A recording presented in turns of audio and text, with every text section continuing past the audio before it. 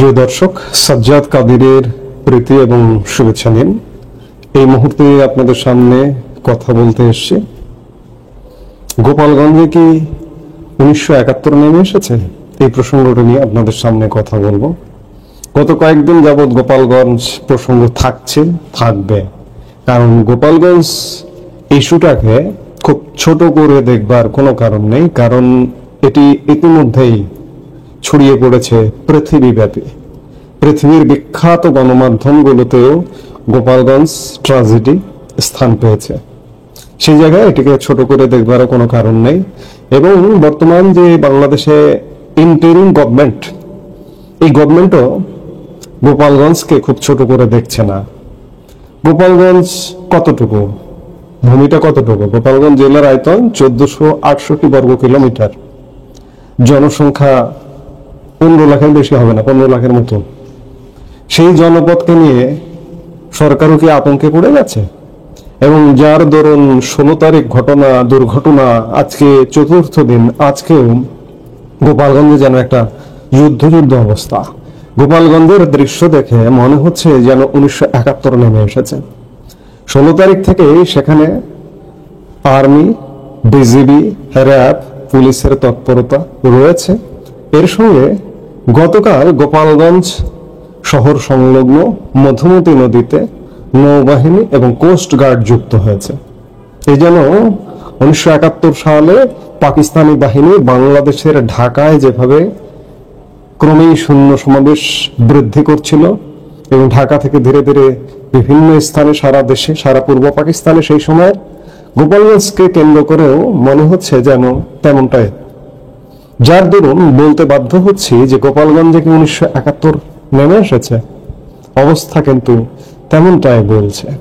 গোপালগঞ্জের পরিবেশ পরিস্থিতি থমথমে। আজকে চতুর্থ দিনেও সেখানকার পরিবেশ একই রকম, খুব যে বেশি উন্নতি হয়েছে তা নয়। কারণ গোপালগঞ্জে আমরা যে মুহূর্তে এই ভিডিওটা নির্মাণ করছি, তার আগে পর্যন্ত সকাল 6টা পর্যন্ত সেখানে কারফিউয়ের ঘোষণা ছিল। কারফিউর ঘোষণা থাকলেও সেখানকার খবর বলছে যে পরবর্তীতে 6টা পরবর্তী হয়তো অফিস করলে প্রশাসন সিদ্ধান্ত নেবে যে কারফিউটা বর্ধিত হবে কিনা।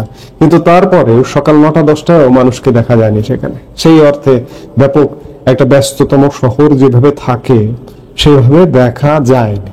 অর্থাৎ 1971-এর চিত্র বা যুদ্ধ চিত্র সেখানে বিরাজ করছে। আরেকটি কথা, যে গত 4 দিনে গোপালগঞ্জে সহিংসতার ঘটনাকে কেন্দ্র করে 2600 জনকে আসামি করে মামলা করা হয়েছে। সরকারি হিসাব বলছে যে 167 জনকে গ্রেপ্তার করেছে পুলিশ।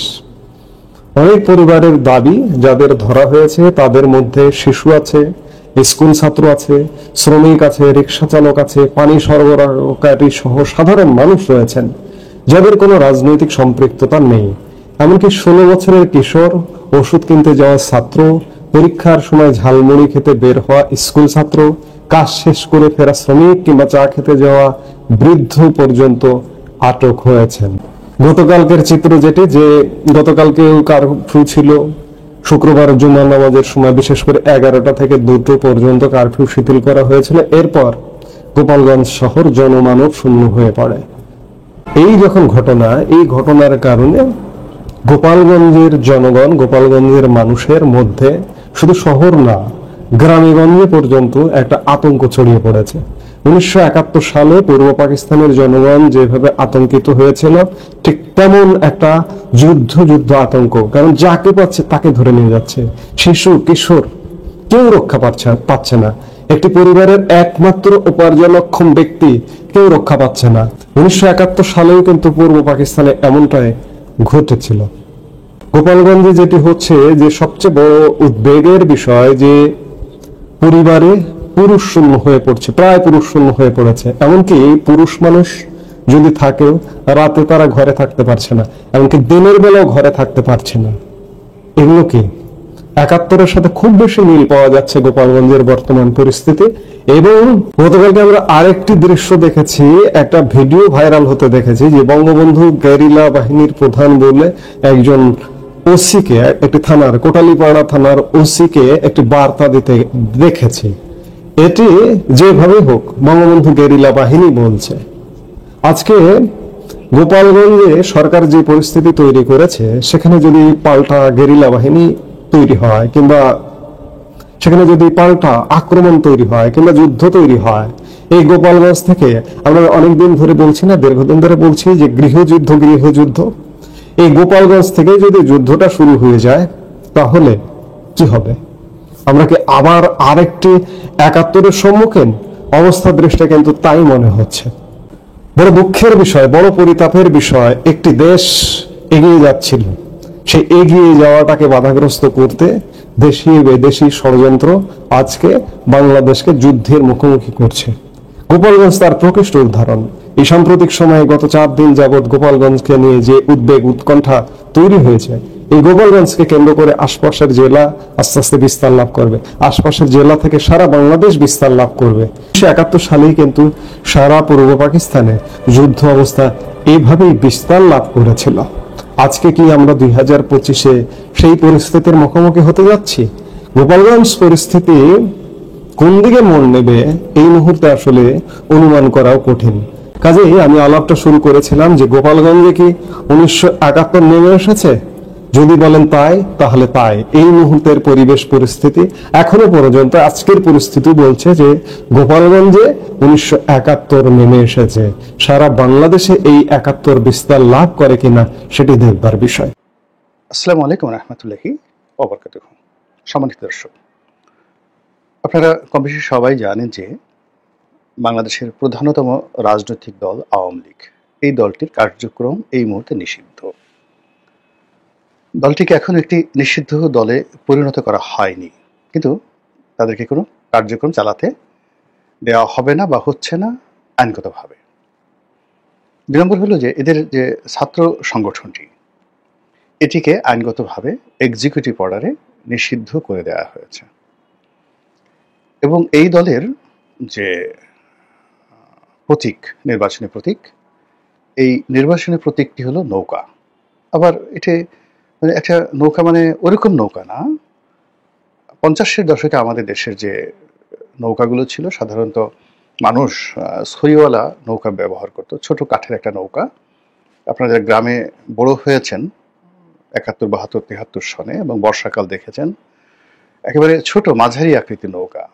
নৌকার বিভিন্ন আকার ছিল। আমাদের যেমন মালবাহী অনেক বড় বড় নৌকা রয়েছে, যেগুলো জাহাজের মতো ছিল, 2, 3টে করে সেখানে পাল থাকতো, এবং সেই পালের পেছনে যে হাল থাকতো, সেই হাল থাকতো, এবং এক একটা নৌকা 500 মন, 1000 মন এরকম বড় আকৃতির ছিল।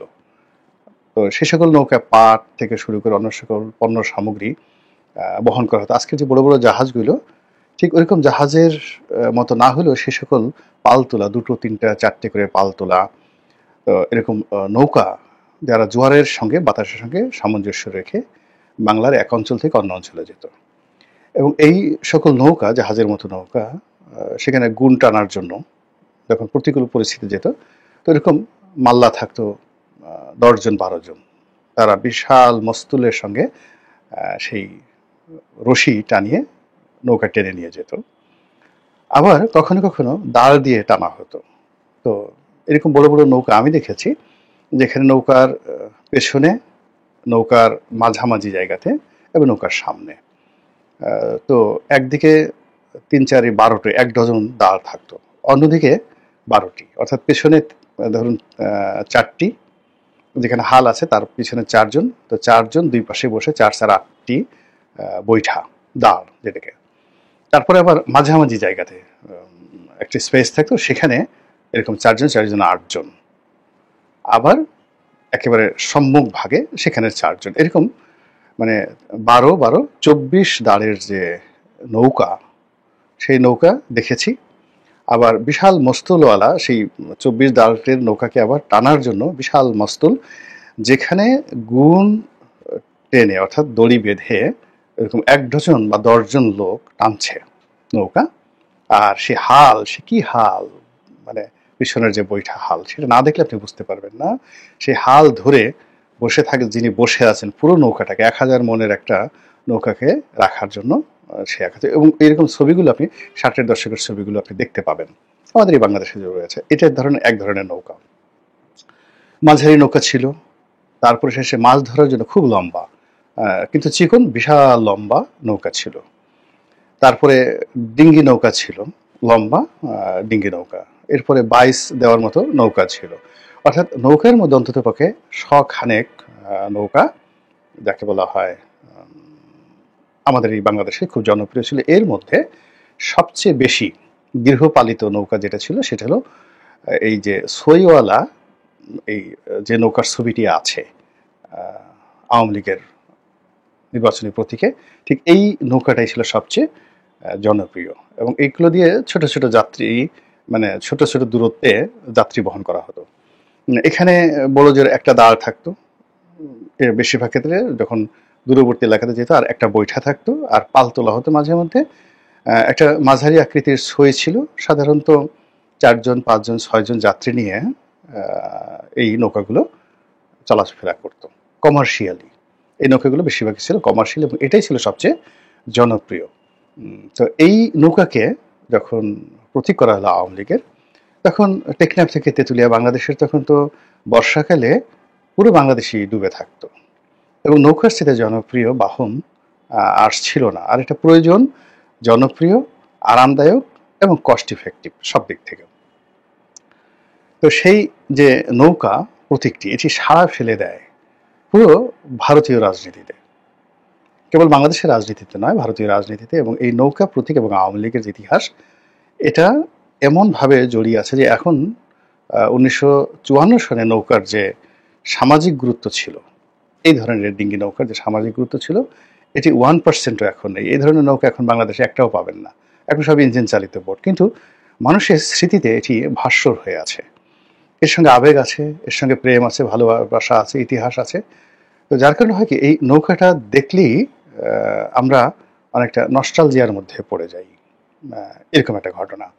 তো সেই নৌকাকে সামাল দেওয়ার জন্য দেখা গেল ধানের শীষ এসেছে। ধানের শীষ আমাদের দেশে প্রধান খাদ্য, সবই ঠিক আছে, কিন্তু নৌকার মতো মানে রাজনৈতিক যে স্লোগান, এটা যে রিদম, যেমন আপনি যখন বলা হয় জয় বাংলা, প্রতীক আছে, মার্কা আছে, কোন সে মার্কা, নৌকা নৌকা নৌকা। তো আবার একই যদি বলা হয় মার্কা আছে, কোন সে মার্কা, ধানের শীষ ধানের শীষ ধানের শীষ, কোন সে মার্কা, দাড়ি পাল্লা দাড়ি পাল্লা দাড়ি পাল্লা, কোন সে মার্কা, তো লাঙল লাঙল লাঙল, এই তিনটার কথাই ধরেন। এখন সেখানে দেখেন নৌকার যে রিদমটা, এটার যে টরে টক্কা, মানে এটার যে উচ্চাঙ্গ সঙ্গীতের যে তবলা বলেন, হারমোনিয়াম বলেন, কিংবা সারিন্দা বলেন, কিংবা দোতারা বলেন, ওই প্রত্যেকটা যন্ত্র, আমাদের আবহমান বাংলার যন্ত্রের সঙ্গে নৌকা নৌকা, এটা যেভাবে সহজে মানে মানুষের হৃদয়ে ঢুকিয়ে দেওয়া যায়, এটা অন্য কোনো প্রতীক দ্বারা বাংলাদেশ আসলে সম্ভব হয় না। ধরেন কারো হলো মুরগি প্রতীক হলো, যদি বলে মার্কা আছে, কোন সে মার্কা, মুরগি মুরগি। বা ধরুন এই যে এখন ওরা শাপলা চাচ্ছে এনসিপি, এখন যদি বলা হয় নেতা আছে, কোন সে নেতা, নাহিদ নাহিদ। মার্কা আছে, কোন সে মার্কা, সেটা যদি বলা হয় শাপলা শাপলা। ঠিক নৌকার সাথে যায় না, এটা এমন ভাবে হয়ে গেছে, এটা একটা সুর তৈরি হয়ে গেছে। কফি হাউজের সেই আড্ডাটা, আপনি অমর গান তো আর তৈরি করতে পারবেন না, এটার সঙ্গে কোনো কিছু তুলনা করতে পারবেন না। কিংবা আমাদের যে জাতীয় সঙ্গীত আমার সোনার বাংলা আমি তোমায় ভালোবাসি, এটা যে সঙ্গীতটি, মানে এই সঙ্গীতের সঙ্গে গান বাদ্য, মানে এটার যে সারেগামা যা কিছু রয়েছে, এটার কাউন্টার ওরকম মধুর আর একটা দ্বিতীয় গান সবাই চেষ্টা করেছে, হয়নি, ওইটা হয়নি। আর শোনা শোনা শোনা, লোকে বলে শোনা শোনা নয় যত খাঁটি, কত সুন্দর একটা গান। কিংবা প্রথম বাংলাদেশ আমার শেষ বাংলাদেশ, জীবন বাংলাদেশ আমার মরণ বাংলাদেশ, এটাকে কাউন্টারলি জনপ্রিয় করার জন্য যে কত চেষ্টা করা হয়েছে, কিন্তু জাতিসংঘের কাছাকাছি যায়নি। কিংবা নতুন বাংলাদেশ গর্ব মোরা, এর সাথে চেষ্টা করেছেন। হ্যাঁ, তো এরকম হয়। ভারতে আপনি চিন্তা করেন সারা জাহাসে আচ্ছা হিন্দুস্থান হামারা, এটা আল্লামা ইকবাল সাহেবের কবিতা, তার গান, এবং এটা মূলত সেই ব্রিটিশ ভারতে করা হয়েছে সম্মিলিত ভারতবর্ষের জন্য। কিন্তু ভারতে এটা এতটা রিদম সৃষ্টি করেছে, ভারত দুটো জাতির সঙ্গীত করেছে, জনগণমন অধিনায়ক জয় হে। তো কিন্তু সারা জাহাসে আচ্ছা হিন্দুস্থান হামারা, এটার পর্যায়ে যেতে পারছে না। ফলে ভারতের মতো জায়গাতে তাদের জবন দেশ, শত্রু দেশ, সেই শত্রু দেশের জাতীয় কবি আল্লামা ইকবালের সেই লেখা তাদেরকে জাতীয় সঙ্গীত হিসেবে মেনে নিতে হচ্ছে। এই কারণ হলো হৃদয়ের কারণে। যেমন দেখা গেল যারা খুব চেষ্টা করছে শিবাজিকে জাতীয় নেতা বানানোর জন্য। গত 100 বছর ধরে তারা প্রাণান্ত চেষ্টা করছে আওরঙ্গজেবকে ভিলেন বানানোর জন্য, কিন্তু কোনো অবস্থাতে আওরঙ্গজেবকে বাদ দেওয়া যাচ্ছে না, আওরঙ্গবাদকে বাদ দেওয়া যাচ্ছে না, আওরঙ্গজেব সড়ক দিল্লিতে বাদ দেওয়া যাচ্ছে না, কিংবা সেই যে ঔরঙ্গাবাদ যেটা ওই শিবাজির যে এলাকা, কিংবা ধরুন এখন গুজরাটে যেখানে এই আওরঙ্গাবাদ রয়েছে, ওই এলাকাটাকে বাদ দেওয়া যাচ্ছে না। কেন? এর কারণ হলো 50 বছরের শাসনে ভারতবর্ষকে ফাইন্যান্সিয়ালি, মিলিটারিলি, সামরিক শক্তিতে, ল অ্যান্ড অর্ডার, জাস্টিস, ন্যায় বিচার, সংহতি, শান্তি শৃঙ্খলায়, মানে এই 50টি বছরে আওরঙ্গজেবের জমানাতে পুরো ভারতবর্ষে যে স্ট্যাবিলিটি ছিল, 5000 বছরের ইতিহাসে এরকম স্ট্যাবিলিটি কখনো ছিল না, ইভেন নট যাকে বলা হয় আকবরের জমানাতেও। বাদ দেবেন কিভাবে? ইতিহাস তো বাদ দেওয়া যায় না। তো এই যে আমরা বলি রাম রাজত্ব, ওটা ওটা, মানে এগুলোর সামনে অনেক সুন্দর সুন্দর গল্প আছে, কিন্তু আওরঙ্গজেবের যে রাজত্ব, এটা বাস্তবতা। জাহাঙ্গীর সারাক্ষণ মদ খেয়ে থাকতেন, এবং তিনি যে পরিমাণ মদ খেতেন, কিন্তু তাকে তো বাদ দেওয়া যাচ্ছে না। কিন্তু ইতিহাসে তার যে সফলতা, তারপরে ধরুন শাহজাহান, তার জমানা তো বাদ দেওয়া যাচ্ছে না, কোনো অবস্থাতে বাদ দেওয়া যাচ্ছে না। মহীশূরে হায়দর আলী বা টিপু সুলতান, হায়দর আলী টিপু সুলতান এর সমপর্যায়ের কোনো হিন্দু যে নায়ক, মহানায়ক দাঁড় করানো যাচ্ছে না, ওখানে হায়দর আলী আসছে। কিংবা ধরুন নিজাম, হায়দরাবাদের নিজাম, তো তাকে তো বাদ দেওয়া যাচ্ছে না, সাত সুলতানাকে বাদ দেওয়া যাচ্ছে না। এরকম ইতিহাস এমন একটা ব্যাপার যে ওর জায়গাটা এমন হয়ে যায়, সেই জায়গাতে আপনি কোনো অবস্থাতেই বিকল্প কাউকে বসাতে পারবেন না। যেভাবে ভারতবর্ষের ইতিহাসে আপনি চন্দ্রগুপ্ত মৌর্যকে বাদ দিতে পারছেন না, অশোককে আপনি বাদ দিতে পারছেন না, অসংখ্য মানুষ, কুষাণ রাজ কনিষ্ককে বাদ দিতে পারছেন না, তদ্রুপ বাংলাদেশে আওয়ামী লীগের যে ইতিহাস, জয় বাংলার যে ইতিহাস, নৌকার যে ইতিহাস, সেই ইতিহাসকে বাদ দেওয়া যাচ্ছে না। মানে এটা নিয়ে যত কথা বলা হচ্ছে, একটা হীরকখণ্ড যেভাবে যত অ্যাঙ্গেলে আপনি কাটবেন, ওটার উজ্জ্বলতা বৃদ্ধি পাবে। একইভাবে জয় বাংলা বলেন, নৌকা বলেন, আওয়ামী লীগ বলেন, এটাকে নিয়ে যত আঘাত করা হচ্ছে, বারবার শুধু একটা দ্যুতি ছড়িয়ে পড়ছে। গোপালগঞ্জে গিয়ে আঘাত দেন, দ্যুতি ছড়িয়ে পড়ছে। তারপরে বঙ্গবন্ধুর মাজার ভাঙতে যান, তাকে গালাগালি দেন, তাকে অশিক্ষিত, বর্বর, চাঁদাবাজ, বাকশালী, তারপরে শেষে কি না করেছে। আপনি চিন্তা করুন, 1973 সন থেকে 1975 সন পর্যন্ত, অর্থাৎ আগস্ট মাস পর্যন্ত ঢাকা বিশ্ববিদ্যালয়ের যে মেধা, মানে ছাত্র এবং শিক্ষক, আপনি এখনকার ছাত্র শিক্ষকের যে মেধা, সে মেধার মানে ওই জমানাতে যে মৌলিকত্ব ছিল তাদের মেধা এবং যোগ্যতার, তার পাশে বসার দুঃসাহস আমি নিজে করি না। একজন প্রফেসর আহমদ শরীফ, আপনি মানে ওনাদের সঙ্গে না বসলে বুঝতে পারবেন না যে আল্লাহ তাদেরকে কি পরিমাণ মেধাবী করেছিলেন, কি যোগ্যতা তাদেরকে দিয়েছিলেন। তো ঢাকা বিশ্ববিদ্যালয়ের পুরো মেধা, যোগ্যতা, এডুকেশন, তারা বঙ্গবন্ধুকে শেখ মুজিব বর্বর, অশিক্ষিত, বংশহীন, মর্যাদাহীন, কাণ্ডজ্ঞানহীন, মানে এই ন্যারেটিভগুলো ওই বিশ্ববিদ্যালয়ের প্রান্তর থেকে সর্বোচ্চ মেধা যোগ্যতা দিয়ে তারা চেষ্টা করেছেন। বঙ্গবন্ধু খুবই অপমানিত ছিলেন এবং তিনি কখনো মানে এই যে তার শাসনামলে কিন্তু ঢাকা বিশ্ববিদ্যালয়ে ঢুকতে পারেননি। এবং তিনি সর্বশেষ 75-এর 15ই আগস্টে মানে দিনের বেলায় তার সেখানে প্রোগ্রাম ছিল। এই প্রথম মানে সেই রাতে তিনি খুব আনন্দিত ছিলেন যে আগামীকাল ঢাকা বিশ্ববিদ্যালয় তাকে বরণ করে নিচ্ছে।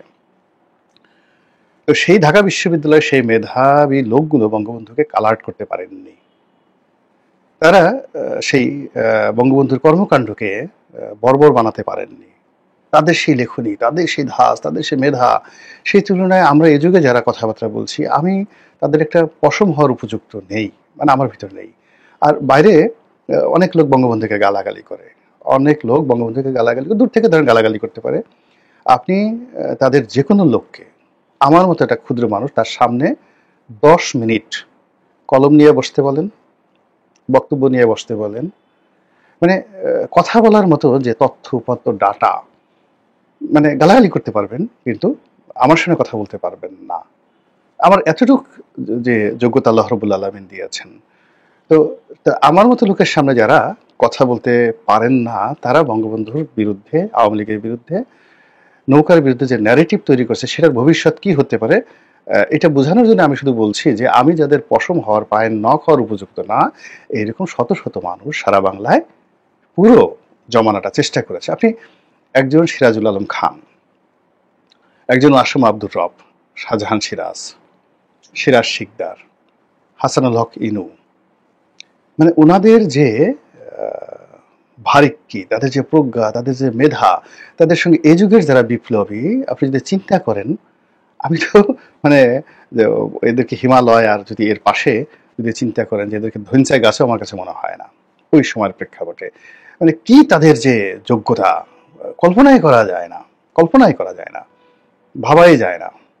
আপনি সেই হারুনের ভাতের হোটেলের কথা চিন্তা করেন, হারুনের ভাতের হোটেলের কথা চিন্তা করেন, ওই দৃশ্য চিন্তা করেন, আর ইয়াহিয়া খান টেক্কা খানের মানে পৃথিবীর 7th লার্জেস্ট আর্মি ইফেক্টিভ, সেই আর্মির মার্শাল ল চলতেছে, সেখানে জাতীয় পতাকা উত্তোলন করে ঢাকা বিশ্ববিদ্যালয়ের স্বাধীনতা ঘোষণা করে দিয়েছে এই আসম আব্দুর রবরা। তো সেই পুরো শক্তিটা, এবং এখন ধরেন প্রথম আলোর যে ইনফ্লুয়েন্স, তার 100 টাইমস ইনফ্লুয়েন্স ছিল গণকণ্ঠের, জাসদের পত্রিকা, গণকণ্ঠ পত্রিকা। তারপরে শেষে সেখানকার কবি আল মাহমুদের মতো কবি, আহমেদ শরীফের মতো বিখ্যাত দার্শনিক, আসম আব্দুর রবের মতো নেতা, সিরাজুল আলম খানের মতো নেতা, সবাই মিলে চেষ্টা করেও যে জিনিসটা, যে ন্যারেটিভটা দাঁড়া করানো যায়নি, সেটা এখন এই জমানাতে চেষ্টা করা হচ্ছে। তো কাজেই এটার ভবিষ্যৎ কোন পর্যায়ে যায়, হলে কেমন হবে, না হলে কেমন হবে, সেটি একটা ভিন্ন প্রসঙ্গ। ফার্স্ট থিং হলো, যদি বর্তমান জমানা ঠিক এই নৌকা, ধানের শীষ, আওয়ামী লীগ এইগুলোকে ভুলিয়ে দিতে পারে, তাহলে মানে এটা আমাদের পুরো জাতির সত্তার একটা বিবর্তন হবে।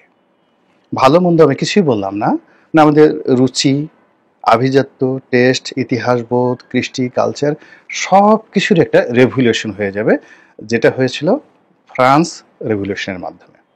এবং সেই রেভলিউশনের পেছনে যে মতাদর্শ দিক, যেভাবে রুশো, ভলতেয়ার, তারা চেষ্টা করে পুরো জাতির মস্তিষ্ককে একটা বিপ্লবের জন্য পরিবর্তন করেছেন। ফলে কি হলো, যে লুইয়ের যে শাসন আমল, মানে 1000 বছরের যে শাসন আমল, পুরো ইতিহাসটাকে কিন্তু ধামাচাপা দেওয়া গিয়েছিল।